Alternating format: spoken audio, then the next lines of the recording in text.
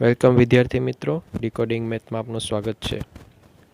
આપણે ધોરણ 9માં સંખ્યા પદ્ધતિ પહેલું ચેપ્ટર ત્રીજો પાર્ટ છે. પહેલાં 2 પાર્ટ જોયા ન હોય તો જોઈ લેજો. આપણે જોઈએ કે વિપુલ દર્શિતાની રીતે સંખ્યા રેખા પર દર્શાવવાનું છે 3.765. તો સૌથી પહેલાં 3 છે, એ 3.7 છે, 3 અને 4ની વચ્ચે આવશે. તો હવે આપણે બીજી લાઈન ડ્રો કરીએ 3 અને 4ની. તો આ 3 અને 4 છે એની વચ્ચે 10 ભાગ કરવાના છે. વચ્ચેથી એક ભાગ કરશું. 4 લાઈન આ બાજુ અને 4 લાઈન આ બાજુ એટલે 10 ભાગ થઈ ગયા. 3 એટલે 3.1, 3.2, 3.3, 3.4, 3.5, 3.6, 3.7, 3.8, 3.9 અને 4. હવે 3.7 છે, 3.7 અને 8ની વચ્ચે એટલે આપણે દોરશું 3.7. બીજી બાજુ લેશું 3.8 અને 10 ભાગ કરશું એટલે વચ્ચેથી એક, આ બાજુ 4 લાઈન અને આ બાજુ 4 લાઈન. 3.7 છે તો 3.71, 3.72, 3.73 એ રીતના 3.79 સુધી આવશે.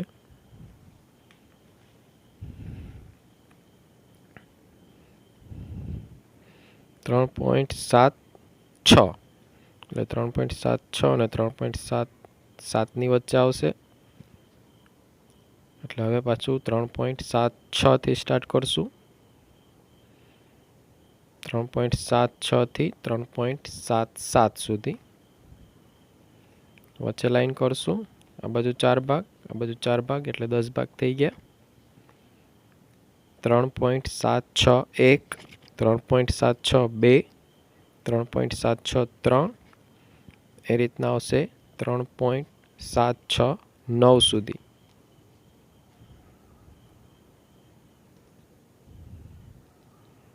જેમાં આપણે જોતું હતું 3.765, એ આ બિંદુ આપણને મળી ગયું. આ તો જનરલ રીત છે. હવે ઇઝીલી આપણે આને કઈ રીતના ડ્રો કરી શકીએ એ પણ જોઈ લે. સૌથી પહેલાં 3 છે એટલે સંખ્યા રેખા દોરશું. 3.7 છે એટલે 3 અને 4ની વચ્ચે આવશે.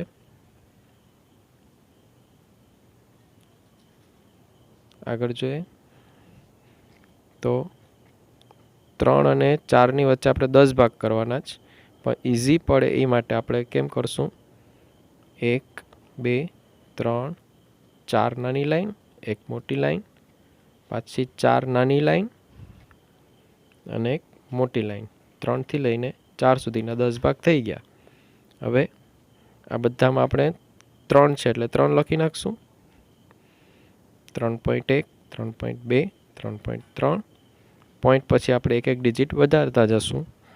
3.9 અને છેલ્લે આવશે 4 એટલે કે 4.0.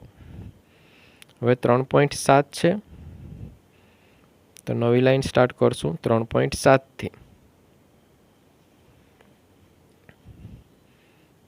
1, 2, 3, 4 નાની લાઈન, મોટી લાઈન, પાછી 4 નાની લાઈન અને એક મોટી લાઈન. 3.7 થી 3.8. 3.7 છે, ફરીથી લખશું 3.7 વચ્ચેના બધા ભાગોમાં. પોઈન્ટ છે એટલે ડાયરેક્ટ 1, 2, 3, 4, 5, 6, 7, 8, 9. હવે આપણે સંખ્યા જોઈએ 76, 3.76, 76 થી 77ની વચ્ચે. તો 76, પાછા 4 નાના ભાગ, એક મોટો ભાગ, 4 નાના કાપા અને મોટી લાઈન. 3.76 થી આવશે 3.77 સુધી. 3.76 ફરીથી લખશું દરેક ભાગમાં.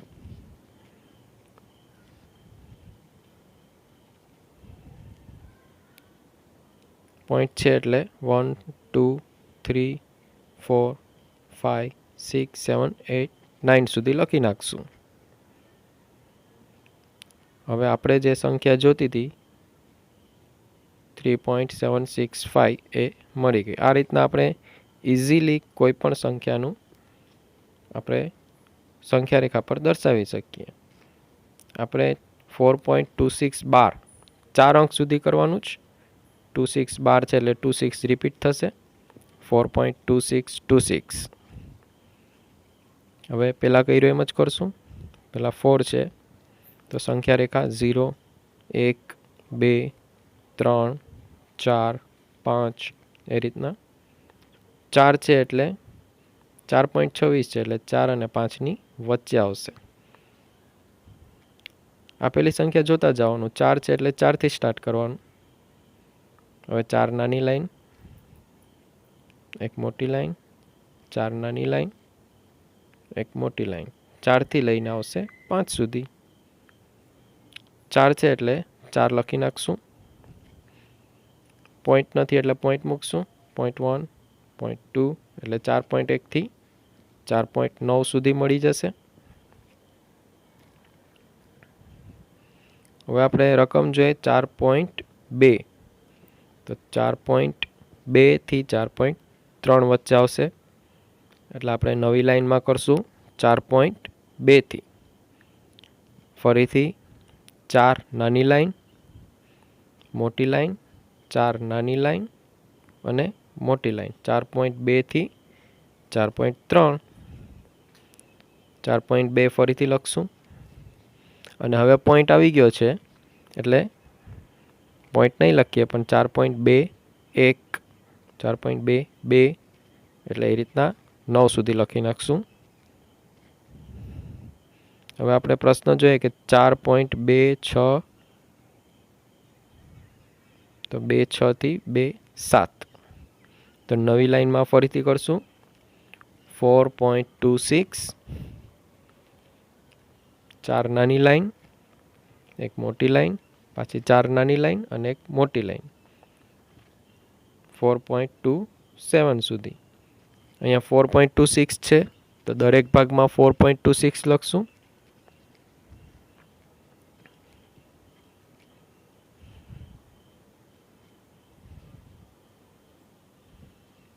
અને પોઈન્ટ છે એટલે 1 2 3 4 છેલ્લે લખી નાખશું।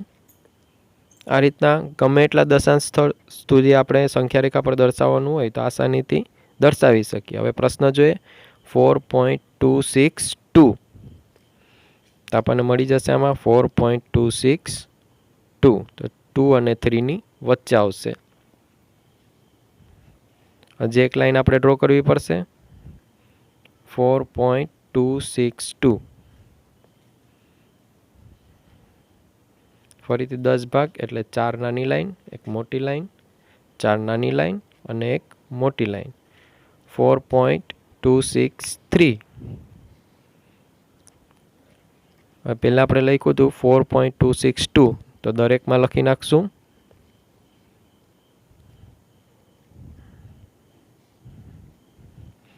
અને પોઈન્ટ છે જ એટલે છેલ્લે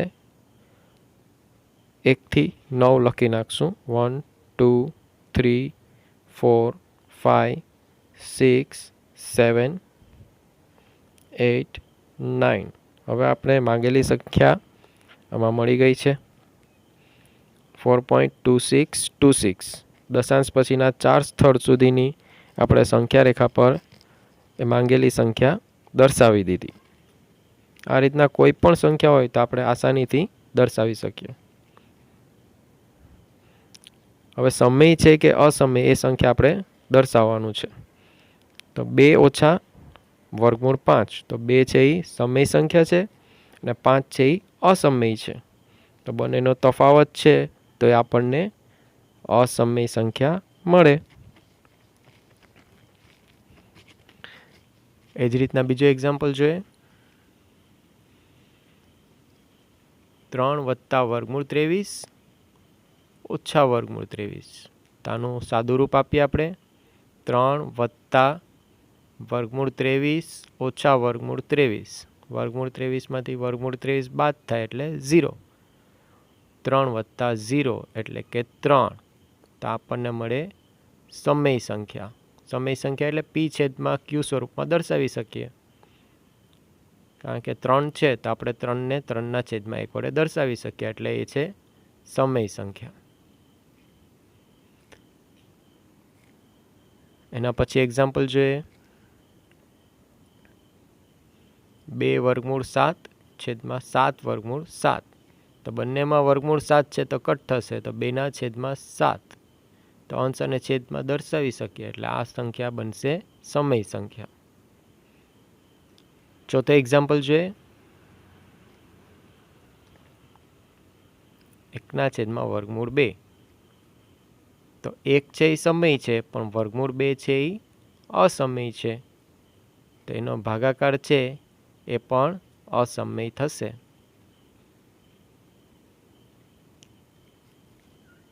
નેક્સ્ટ એક્ઝામ્પલ આપણે જોઈએ 2π. તો 2 છે એ સમય છે, પણ પાઈ છે એ અસમય છે, તો સમય અને અસમયનો ગુણાકાર આવ્યો એટલે 2π છે એ પણ અસમય છે. પાઈ એટલે 22ના છેદમાં 7 એટલે સમય થાય, પણ એ આશરે કિંમત છે. ખરેખર પાઈ છે એ અસમય છે, એટલે 2π છે એ પણ અસમય થશે.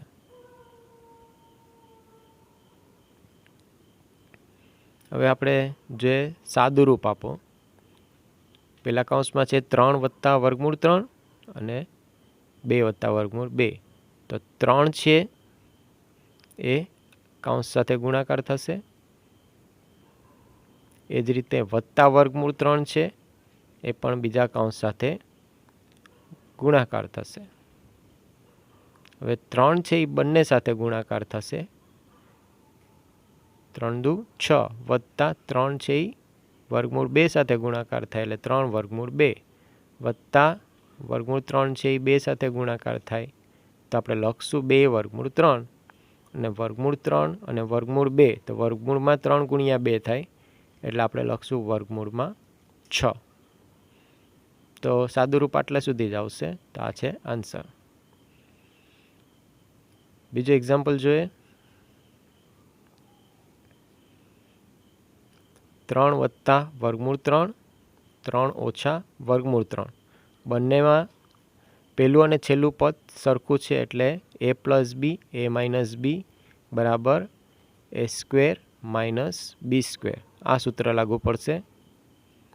જોઈ લે તો બંનેમાં પહેલું પદ સરખું છે અને બીજું પદ સરખું છે. પહેલાનો વર્ગ માઇનસ બીજાનો વર્ગ. પહેલું છે 3 અને બીજું પદ છે વર્ગમૂળ 3. 3નો વર્ગ આવશે 9 અને વર્ગમૂળ 3નો વર્ગ તો વર્ગમૂળ 3 ગુણ્યા વર્ગમૂળ 3 એટલે વર્ગમૂળમાં 3 તેરી 9 એટલે આવશે 3. એટલે અહીંયા મળશે આપણને 9 ઓછા 3.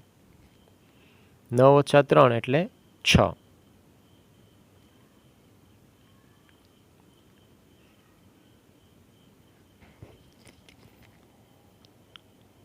અહીંયા કૌંસનો વર્ગ છે તો a પ્લસ બીનો વર્ગ બરાબર એનો વર્ગ વત્તા 2ab વત્તા બીનો વર્ગ. આ રીતના આપણે એને સાદુરૂપ આપશું. તો પહેલા પદનો વર્ગ વત્તા 2 પહેલું પદ બીજું પદ વત્તા બીજા પદનો વર્ગ. પહેલા બીજા પદમાં આપણે કૌંસ લખશું. પહેલો પદ વર્ગમૂળ 3 બીજો પદ વર્ગમૂળ 2. એ જ રીતે વચ્ચે આવશે વર્ગમૂળ 5 અને વર્ગમૂળ 2. તો વર્ગમૂળ 5નો વર્ગ થશે 5 વત્તા 2 વર્ગમૂળમાં 5 દુ 10 વત્તા વર્ગમૂળ 2નો વર્ગ 2 એટલે 5 ને 2 7. 7 વત્તા વર્ગમૂળ 10.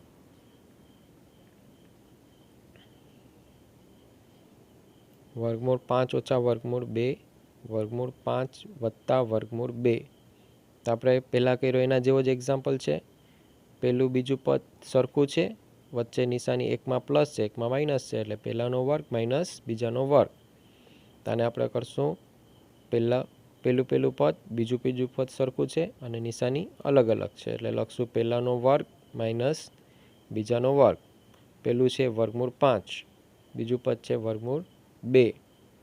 વર્ગમૂળ 5નો વર્ગ થશે એટલે વર્ગમૂળ નીકળી જશે 5 માઇનસ 2. 5માંથી 2 જાય તો આન્સર આવશે 3. આ રીતના બીજા એક્ઝામ્પલ પણ તમે આસાનીથી કરી શકશો. છેદનું સમયીકરણ કરવાનું જ. પહેલું છે 1/7. વર્ગમૂળ 7ને આપણે સમયીકરણ સમય બનાવવા હોય તો વર્ગમૂળ કાઢવું પડે. વર્ગમૂળ 7ને વર્ગમૂળ 7ની હારે ગુણાકાર કરીએ તો 7.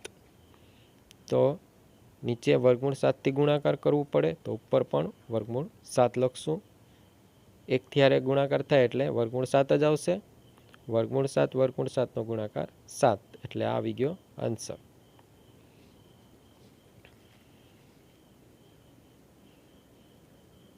આમાં પણ એમ જ થશે 1/7 માઇનસ વર્ગમૂળ 6. તો એ જ સંખ્યાથી ગુણાકાર કરશું. વર્ગમૂળ 7 ઓછાની જગ્યાએ લખશું વત્તા વર્ગમૂળ 6. તો ઉપર પણ એ જ લખશું વર્ગમૂળ 7 વત્તા વર્ગમૂળ 6. એક સાથે ગુણાકાર થશે તો ઉપર તો સેમ જ આવશે.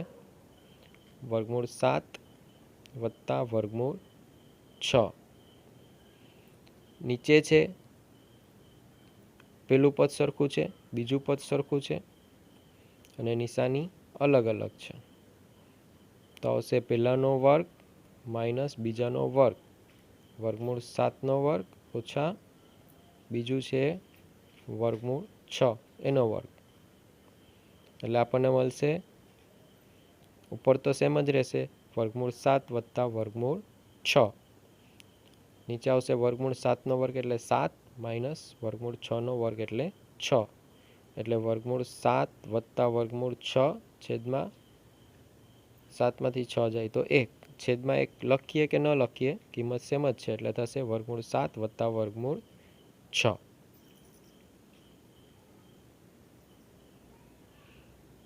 નેક્સ્ટ એક્ઝામ્પલ જોઈએ. આ પણ એની જેમ જ થશે વર્ગમૂળ 5 વત્તા વર્ગમૂળ 2. તો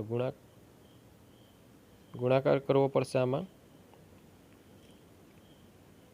વર્ગમૂળ 5 વત્તા છે તો લેશું ઓછા વર્ગમૂળ 2. તો ઉપર પણ એમ જ લખશું વર્ગમૂળ 5 ઓછા વર્ગમૂળ 2. હવે 1થી ગુણાકાર થશે વર્ગમૂળ 5 ઓછા વર્ગમૂળ 2 તો એ જ આવશે વર્ગમૂળ 5 ઓછા વર્ગમૂળ 2. નીચે પહેલું પદ સરખું, બીજું પદ સરખું અને નિશાની અલગ અલગ. એટલે પહેલાનો વર્ગ માઇનસ બીજાનો વર્ગ. એટલે વર્ગમૂળ 5નો વર્ગ માઇનસ વર્ગમૂળ 2નો વર્ગ. ઉપર સેમ જ રહેશે. નીચે આવશે વર્ગમૂળ 5નો વર્ગ 5 માઇનસ વર્ગમૂળ 2નો વર્ગ 2. ઉપર સેમ જ આવશે. અને નીચે આવશે 5માંથી 2 જાય તો 3. એટલે છેદ સમય આવી ગયું. એટલે આ થઈ ગયો આપણો આન્સર.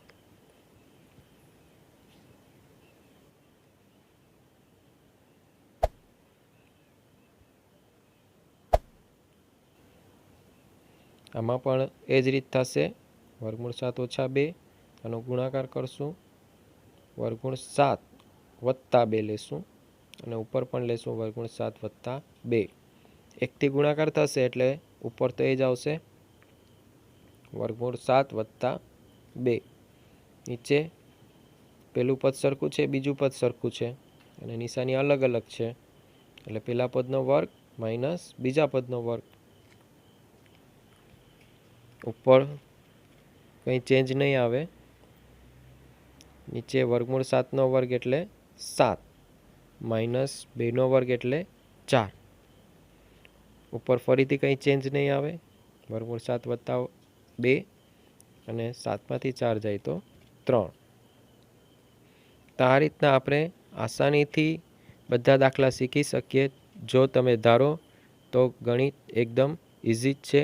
તમને આસાનીથી બધા એક્ઝામ્પલ કરી શકશો. Thanks for watching.